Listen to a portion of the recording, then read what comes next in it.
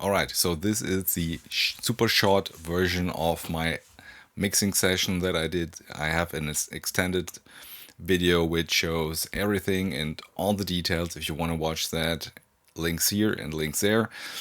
But if you want the short version, the like 10-minute, just give me the basic overview on how to mix the dub techno song that we've created last time. This is your video. So the way I approach mixing is, first of all, I have a listen on the whole track. Let's do this.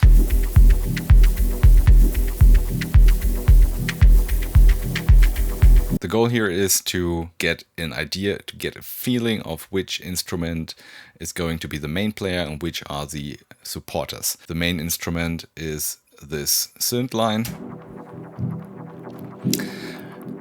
And what I did, because it's several tracks, I created a bus for it, added in EQ, got rid of some of the low end, but still to the point that it's not sounding thin.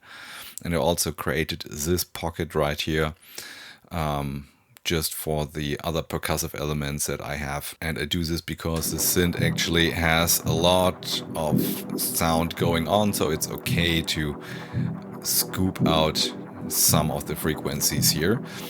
Lastly, we have a compressor here, ratio 2:1, just almost doing nothing, and the purpose of this is to tame the dynamics that we have, because it's getting louder and silenter, and just to smooth things out a little bit, I added this compressor which almost does nothing other than catching a few peaks, and that's pretty much it for the main synth. And you may be surprised that it is so little processing, and that is because I've taken a lot of care during the recording session and during sound design that it sounds full, that it has everything in it that I want it to have in it, because I can't add that later on. If I feel something is missing, I have to go back to the drawing board and almost start over again. So whenever you record, make sure that it sounds full already. You can't add in stuff that's not there. You can always take away, and that's what we did here. Next, we have the low end. And with the low end, I actually did something interesting. So we have a kick drum and a sub bass, but you see 3 tracks, right? So that's because, let me mute this and this. So this was the initial kick. And as you can hear, maybe we can see it. Yes, we can see it. There's a lot of stuff, a lot of sound coming in this mid area, which is almost always causing trouble, because this point here makes the kick drum sound boxy, and we have stuff going on here. And while it has this nice triangle shape, there's still a lot of things going on, and we could just filter things down like this, but to preserve the tip, the transient of the kick. But I found it to be more musical and better controllable if I add a filter, duplicate the track,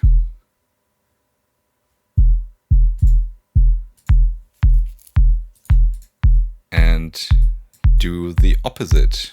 So on this track, I added a low pass to get just the beefy low end, and in this track I used a high pass to scoop out the transient, the tip, so to say. And now I can move the point, the click of the kick into the area that I want it to be, and thus creating a place for our low end.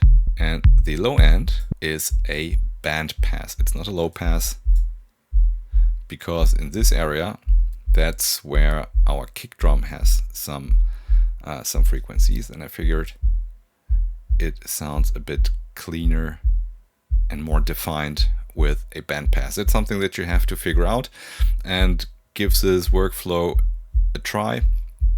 I'm sure you will come up with something that's fun. Of course, once all this is in place, we have the complete low end go into a bus where we compress everything.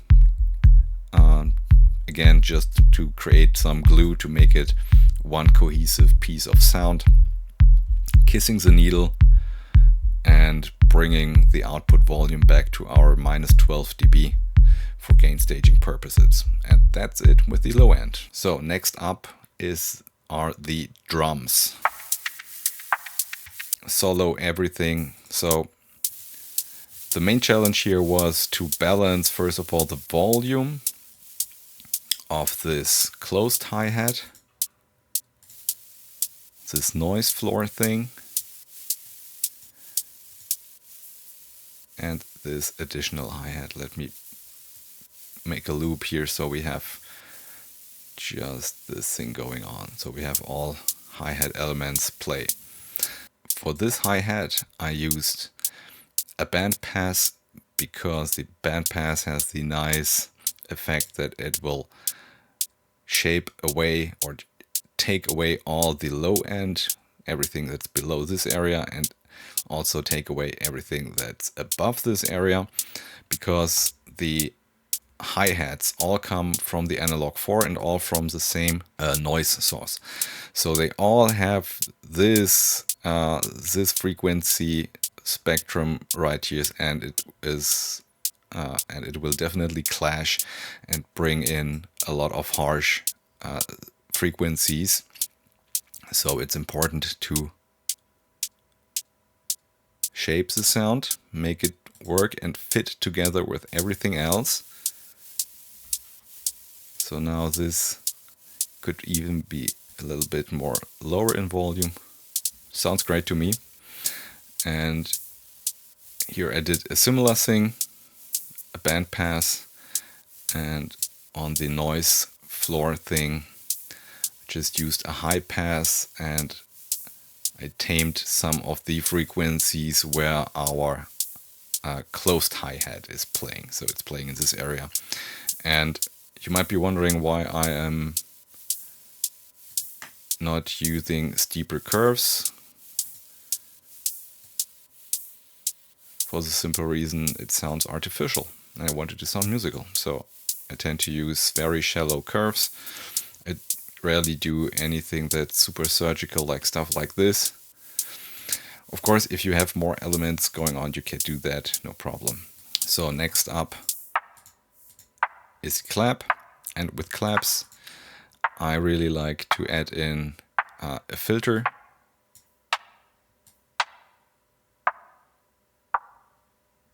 Give it this clunky tone, and that's just a personal taste and personal choice, which I think works great with this clap in particular. You may find that a different clap might actually work better with all the frequencies playing. Added some reverb to give it some room and to just fill out the space when the arrangement itself is a little bit empty.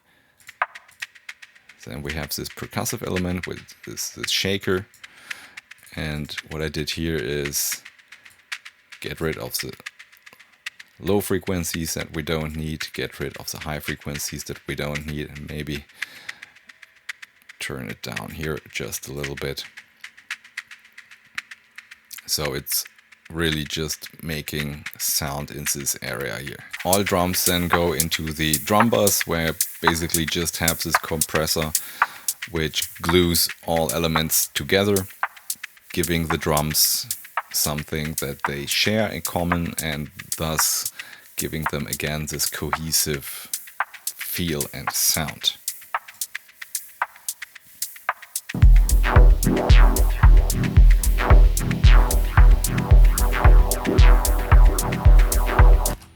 Last but not least, we have the Atmo track. And that's pretty much the only channel where I added a few more different effects, which I will show you now. So we have this low droning synth here. Let me bring this up in volume. And without the effects, it actually sounds like this.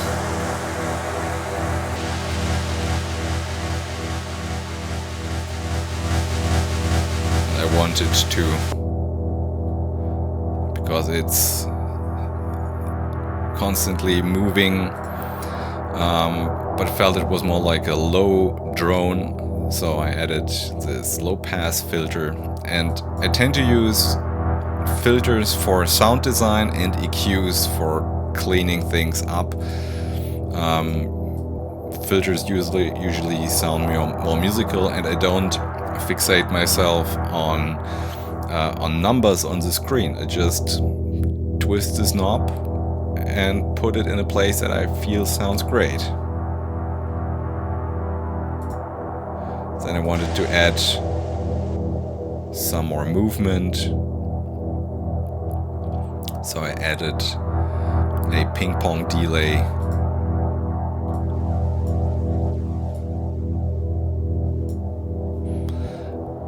And that's the Atmo track number 1. Atmo track number 2 is more in the higher register, so I added a high pass filter to it with some mod on the frequency, just to give it some movement and taking away from the static, which is, by the way, something that I also did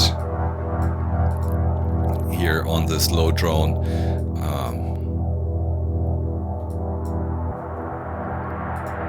Alright, so both tracks together go into this Atmo channel, where I added another filter, but this time it's a notch filter, which is also moving with an LFO, and to bring in, to basically mix the notch filtered sound with everything else, I use the mix knob just to have some of the original sound back in. Last plugin here is some reverb and an EQ with a really shallow curve to just round things off, because as you can see here, the low drone is where the kick drum lives, and I just want to tame this area a little bit more, and all together it sounds like this.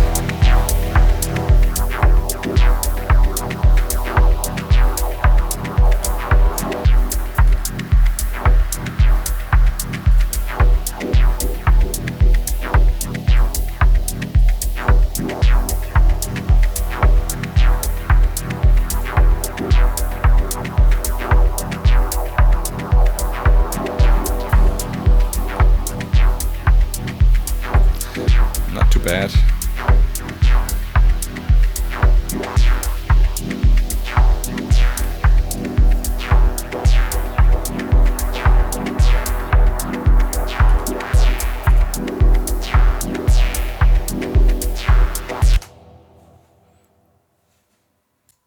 So there you have it, the quick rundown of this mixing session. Of course, if you want to watch the full video, I have the link somewhere, and of course in the description, so check that out. And if you have any questions, feel free to ask them in the comments. So what's left, of course, is mastering, which will be the topic for our next video. See you there.